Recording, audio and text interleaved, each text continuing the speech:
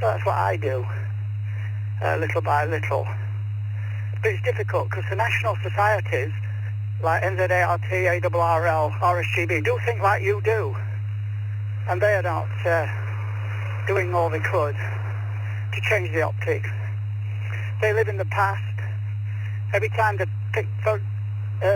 publish a picture of a young person, they're on a Morse key, a bit like you commented.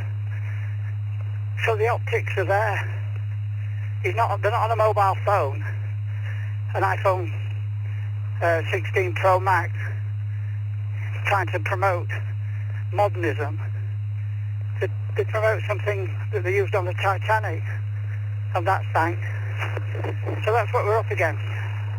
Change or die. Oh, by the way, the new guy at the FCC is a businessman, Brendan, and he wants to do exactly what you've suggested. And he's going to make loads of money out of the FCC.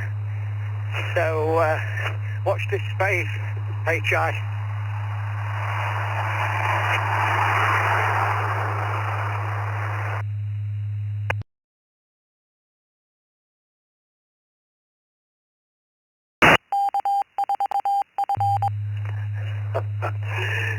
Cheers, Ian. Yeah, it's one of my I've been laughed at recently because I was thinking, promote, you say give back, but I was sort of thinking, well, what we need is spectrum, and for people to experiment and to encourage that experiment. And I've been laughed at recently because I had mentioned that long wave was going the way of the proverbial dodo, and I thought, well, if the maybe 150 to 350 kilohertz could be useful. I mean, yeah, I know you can. Yeah, that's why I got laughed at, because you imagine the antennas. Even a quarter wave dipole would be something like 250 meters long. But if you had a bit of real estate and you were pumping 1,000 watts on AM, you could set up some interesting contacts and stations around the planet. They've got some wonderful good linears.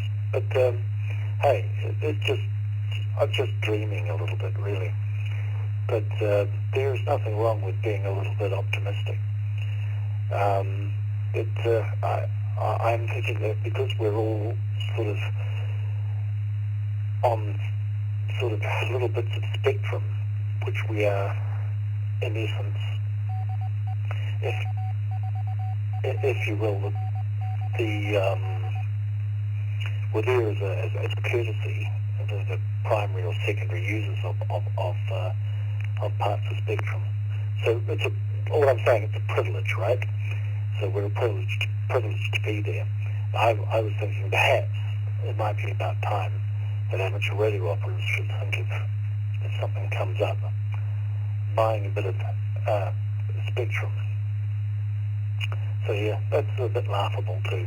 But hey, I think it's a useful tool. And certainly in New Zealand, we've had quite a few disasters and so forth. There is something very, very unique about once the proverbial hits the fan and the lights go out and everything else, amateur radio operators can still send out a signal.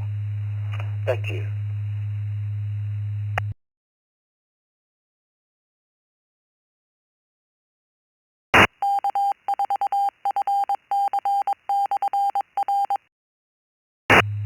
Yeah, just give me a minute.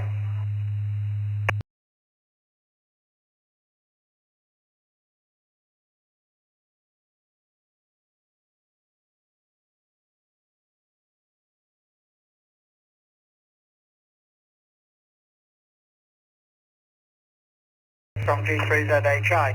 I think that all that blackout scenario, we've got it at the moment really, with the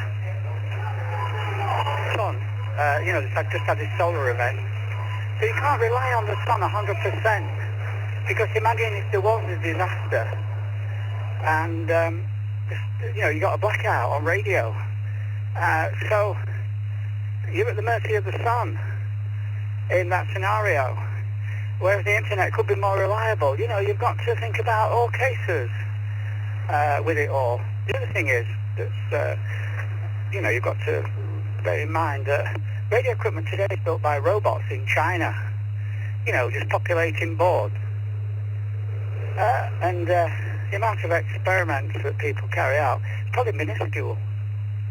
So the whole landscape is different today.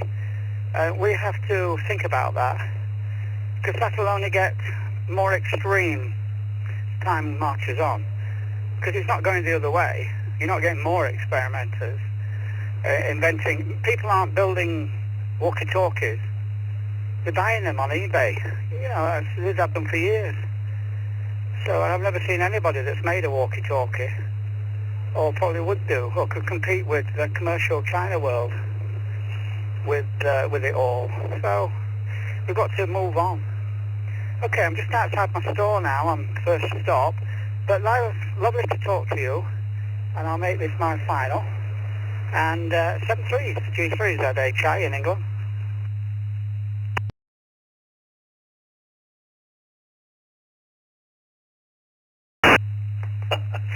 Yeah, cheers, Ian. It's been nice talking to you. During the fat, as I say, and you're quite right, I'm not very fond of 5 and 9s and see you later either. Although I do listen to it from time to time, and it gets pretty redundant.